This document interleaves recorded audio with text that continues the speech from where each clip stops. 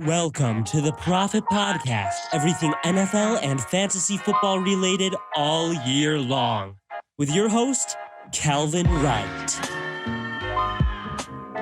Hello, everybody. Welcome back to the Prophet Podcast. How is it going today? August 31st, one day away from September, which we all know September, maybe the best month out of all the months, because that is the month that starts the football season.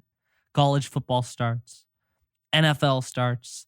The weather starts to change a little bit. It feels nice. You get to wear your jerseys out and about. September is just a really solid month. So very excited for that. I wasn't thinking I'd have to make a lot more podcasts before the season started, but then some things happened. J.K. Dobbins tore his ACL and is now out for the season. Cam Newton just got cut today, about an hour and a half ago. We are having some very big developing stories, and we need to talk about it. Quite frankly, we just need to sit down and talk about what's going on in the NFL. Now, before we get into the beef of this podcast, I want to tell you all about an awesome new sponsor, Empire Fantasy Football. Empire Fantasy Football is a new type of fantasy football experience, all right? So Empire Fantasy Football, it's the biggest fantasy football in the league. You have a $200 budget, and you can draft any of these players that fit into the budget. You need 2 quarterbacks, 3 wide receivers, 3 running backs. That's all you need. And then you play in half PPR format, and you play against everyone else on the platform. And if you are in the top 50% of the league each week, you get a win. And then at the end of the year, the people who are in the top, I think it's 1%, you get a massive cash money prize. You get a massive prize.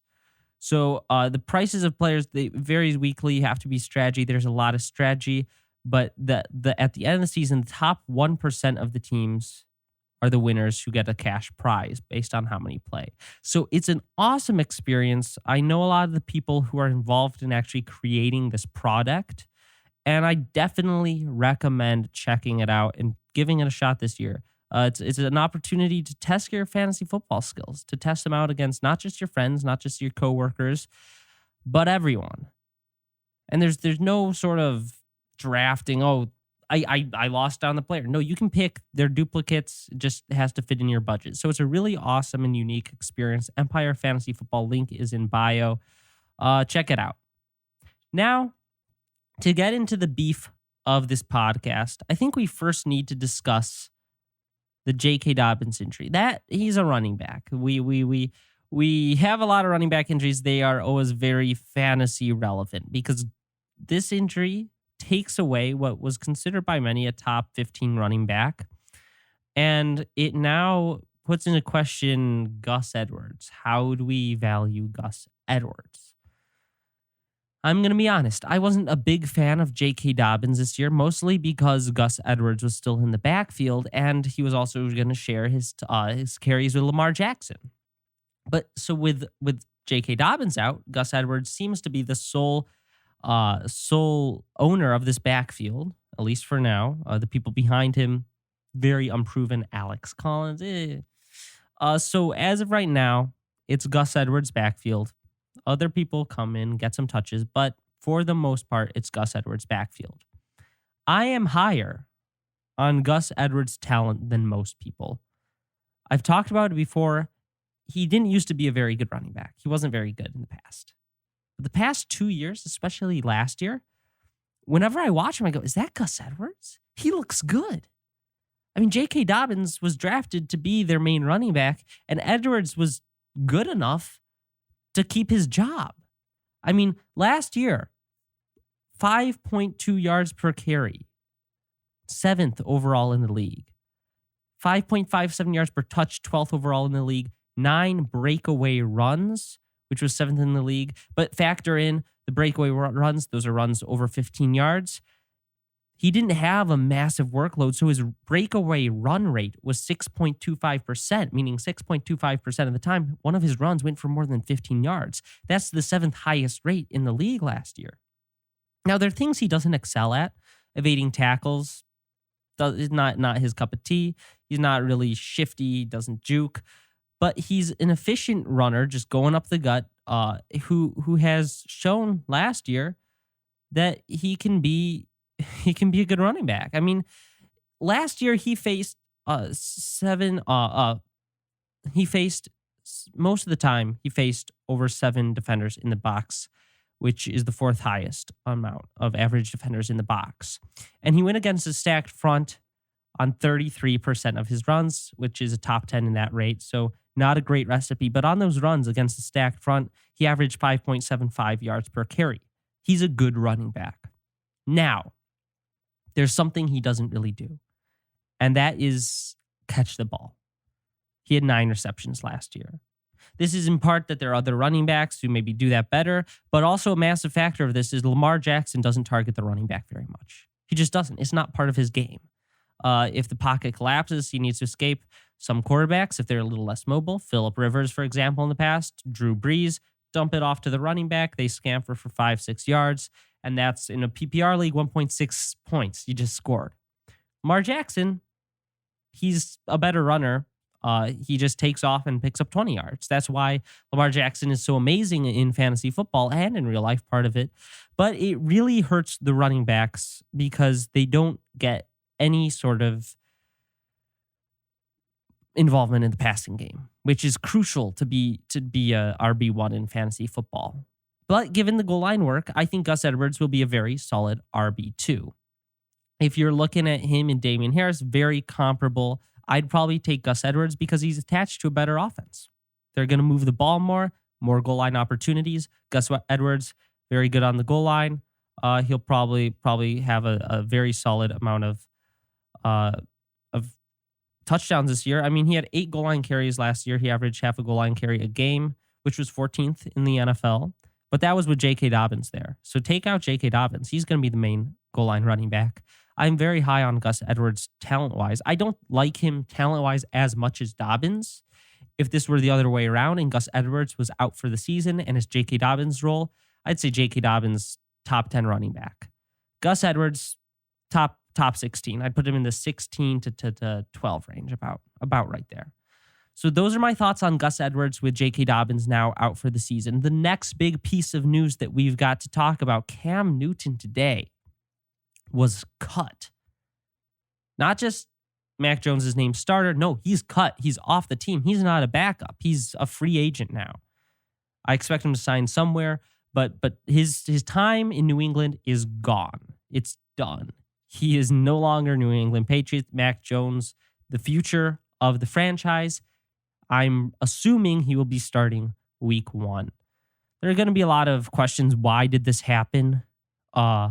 I think part of it is I believe Cam Newton is still unvaccinated, which might have played a part in this because as last I heard, he was unvaccinated, and you can't have your quarterback missing games, missing practices, missing team meetings for a reason that is pretty controllable.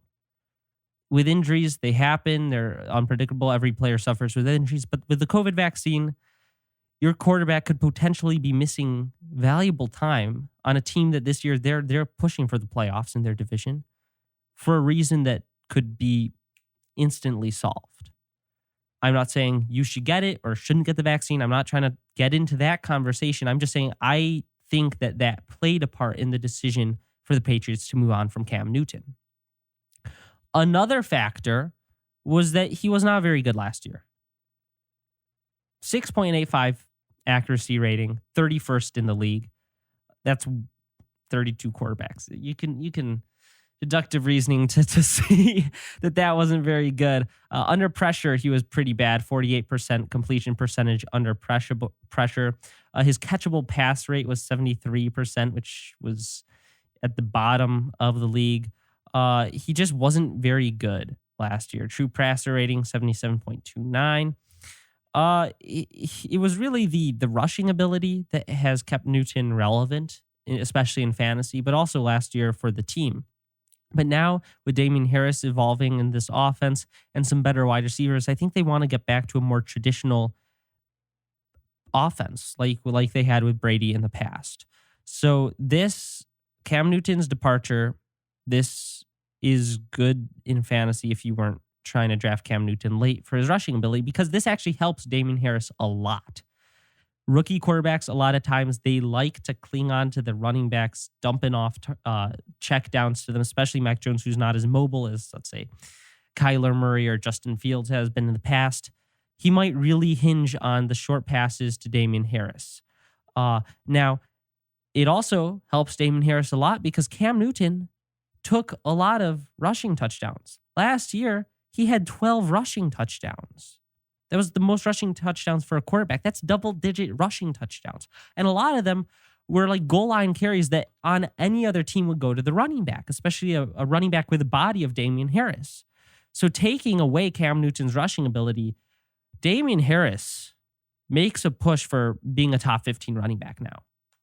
I had him as a solid RB2, but not a ton of upside. No, now he has a ton of upside because now he has a chance to get double-digit touchdowns, which if you do that, you are good in fantasy football. If you can get double-digit touchdowns, you'll have a good season no matter what else you do. But now factor in the 137 vacated carries from Cam Newton leaving. That's 9 carries per game that are gone, that are going to be redistributed to mostly Damien Harris. 592 yards gone on the ground. Those will go, hopefully, to Damien Harris. If they don't all go to Damien Harris, the large majority of them will. This makes Damien Harris one of the best draft picks all year if you've drafted before this trade. Because before this trade, Damien Harris was going very low. I let me find his exact ADP. Before this trade, it's not going to be updated, so his ADP right now will be comparable. He was going in before they cut Sony Michel, he was going like 9th round. Then he jumped up to 7th round as the RB31 on Underdog Fantasy. With he's going to finish so much higher than the RB31 with Cam Newton gone. We're looking hopefully a top 15 running back that you were able to get in the 7th round. Because a lot of people have already drafted. Now, if you're drafting Labor Day, yeah, you're not going to get him for that price. I'm not sure where his ADP will end up. It's risen substantially and will do so again. But still, a lot of people might have drafted the league winner late round running back a few months ago without having any sort of clue about it. Because Damien Harris, he has won this offseason. Well, not even this offseason. He's won the past 4 weeks. He has a really good fantasy outlook now because he's a good runner too. He is a good runner. 28.17% juke rate, 9th in the league last year. True yards per carry, 4.84, which ranks 6th in the league. He's a good runner. He only had 2 goal line carries last year. That's what really hurt him. But that is now going to change. Alrighty, moving on. I want to touch on James Robinson. I talked about James Robinson in the last podcast or YouTube video. I'm not sure where I ended up posting that. But I talked when Travis Etienne went down. I talked very much about how Laviska Shenault is a massive benefactor from that injury. He's going to be that playmaker in the open field. And in preseason, we have seen that already. And I still stand by that statement. But I said something that I'm starting to disagree with. I said James Robinson would be a solid RB2 without much upside. That is what I said. And I'm gonna say something else. Let's say he has no upside and he's just the RB15. That's not bad. That's not bad. In fantasy football, there's this idea that every player you draft has to be the league winner, the breakout, the rookie phenom, the guy you get 5 rounds after he should have gone. You got to swing for the fences. Javonte Williams, if he overtakes Melvin Gordon, he's top 5. Sometimes that's fine to take those swings on those players, but a lot of times you miss. It's hard to predict that stuff. It's almost impossible. Last year, James Robinson was that, but he's not new and shiny anymore. So people would rather take the new and shiny rookies, the new and shiny, because they see upside. You say James Robinson has no upside. He finished last year as a top 10 guy, number 7 overall running back in PPR formats. How is that not having upside? And I fell into that trap. I was like, he's not explosive. No, he's not explosive, but he's great at other things. He's a good running back. I know he's not an explosive playmaker, but last year he created 113 yards. That's 5th in the running back position. He had a 27% juke rate, 13th. He evaded 79 tackles, 5th in the league. Okay, he might not be a breakaway home run hitting running back, but he's really good at other things. He averaged 4.46 yards per carry, not spectacular, but his workload was amazing. He had 49 receptions. That's 9th overall. He was 5th in rushing yards. He's a good running back, and I don't see why people are now saying he has no upside. Maybe his upside is what he did last year, which is still a top 10 guy. That's upside in my opinion. I don't see how the floor is where he's being drafted. He's now, even after this injury to ETN, he's being drafted as the number 22 running back. Okay, maybe the situation is gross. Okay, I get it. Rookie quarterback. We don't know how Urban Meyer's going to be. Maybe Urban Meyer gets fired during the season. Do you remember last year? Do you remember that situation? It was dreadful. It was Gardner Minshew and a coach that got fired. Now we have Trevor Lawrence and a coach who might get fired. That's an upgrade. It might not be the biggest upgrade of the season, but it's an upgrade. It's certainly not a downgrade. So I don't see where this perspective of James Robinson suddenly being a low-end RB2 is coming from. No, he's a high-end RB2. And that upside is an RB1. We saw that last year. And he's going to have a ton of volume. A ton of volume. Last year, he had 240 carries and 49 receptions. I don't know why that volume would substantially go down this year. I don't know why that would go down. Is Carlos Hyde really scaring you off? Get out of here. Get out of here. 5th round, James Robinson. That is one of the best deals I've heard in my life. That is such a good deal. I mean, he was going very late a few weeks ago. We expected that ADP to shoot way up. Hasn't really yet. It shot up a lot, but not to where I think it should be. I think he should be going 3rd round every league. An underdog right now, he's going 5th round, which is crazy. It's just absurd. So James Robinson, those are my new official thoughts on him. And I might make him profit approved just because of the disrespect he's been dealt all offseason. ETN, the reason I was low on James Robinson, no longer is a factor. So we need to reevaluate James Robinson with completely removing ETN from the picture because he's gone. And when I do that, I say, okay, top 15 running back with ceiling of top 8 or so, like he was last year. And then I look at his draft position, his price, where he's going in trades, and it doesn't line up, which makes James Robinson a massive steal once again. Draft James Robinson. If you're drafting Labor Day, don't be afraid of him. Take him. Take him in the 3rd round if you have to. He will be a very good fantasy option this year. All righty. That's pretty much all we've got to say today. I will probably make another of these tomorrow at this rate with all the news that's coming out. As always, thank you so much for listening to this episode or watching on YouTube. If you're watching on YouTube, make sure you hit that subscribe button and turn on that little notification bell so you don't miss an episode. If you're listening on a podcast, make sure you drop a 5-star review. That really helps out the channel grow. And as always, I will see you next time.